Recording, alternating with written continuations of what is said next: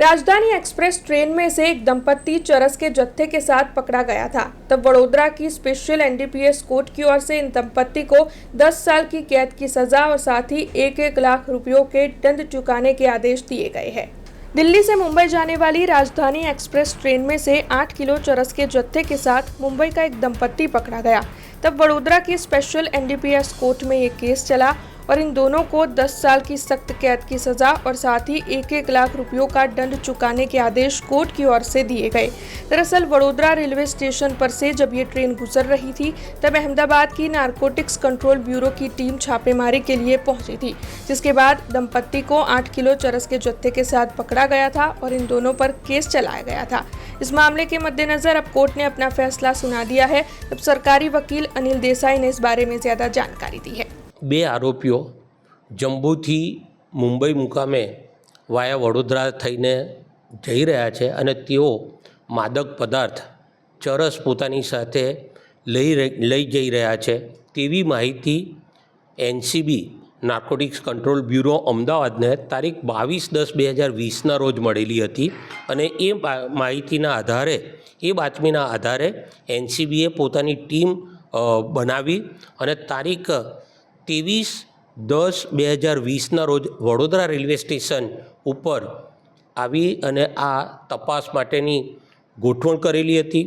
તેમાં બંને પંચોને સાથે રાખેલા હતા અને એનસીબીની ટીમે રાજધાની એક્સપ્રેસ વડોદરા રેલવે સ્ટેશને આવતા કોચ નંબર A5ની અંદર સીટ નંબર 51 અને 52 ઉપર જે બે આરોપીઓ બેઠેલા હતા, બે ઈસમો બેઠેલા હતા, તેઓની પૂછપરછ કરતાં બાતમી મળેલી તે બાબતની પૂછપરછની અંદર તથ્ય જણાઈ આવતા તે લોકોના નામ પૂછતા ઇકબાલ અમીન ખાન અને તેની પત્ની સમીરા ઇકબાલ ખાન આ લોકો બંને જણ ચરસનો જથ્થો ગેરકાયદેસર રીતે 8 કિલો જેટલો લઈને આ ટ્રેનમાં પસાર થતા હતા અને તેને ગેરકાયદેસર રીતે આપી અને પોતાનો નફો મેળવવાના ઈરાદાથી આ ચરસનો વ્યવસાય કરતા હતા।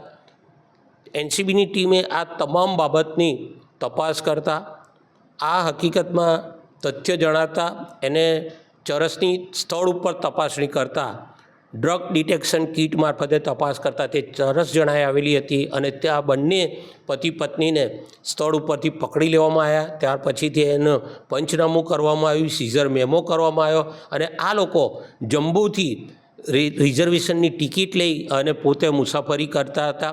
એઓના આધાર કાર્ડો એના પુરાવા મેળવવામાં આવ્યા। રામનાથ કોવિંદજીએ સ્પેશિયલ પ્રોસિક્યુટર તરીકે એનસીબીના મારી નિમણૂક કરેલી છે અને આ કેસ સ્પેશિયલ પ્રોસિક્યુટર તરીકે મેં ચલાવતા તમામ પ્રકારના પુરાવા નામદાર કોર્ટ સમક્ષ રજૂ કરતા નામદાર કોર્ટે આ બંને આરોપીઓને કસૂરવાર ઠેરવ્યા છે અને આ ડ્રગ્સ સપ્લાયના કેસની અંદર નાર્કોટિક્સ એક્ટ હેઠળ તેઓને 10 વર્ષની સજા ફટકારી છે। બંને જણને 10 વર્ષની સજા ફટકારી છે અને 1-1 લાખ રૂપિયાનો દંડ કર્યો છે। જો આ 1 લાખ રૂપિયાનો દંડ ના ભરે તો બીજી 2 વર્ષની સજા એમ કરીને કુલ 12 વર્ષની સજા થઈ શકે એવું નામદાર કોર્ટે જજમેન્ટ જાહેર કર્યું છે। हमसे जुड़े रहने के लिए हमारे YouTube चैनल को सब्सक्राइब करें और नई वीडियो की नोटिफिकेशन के लिए बेल आइकॉन को दबाएं।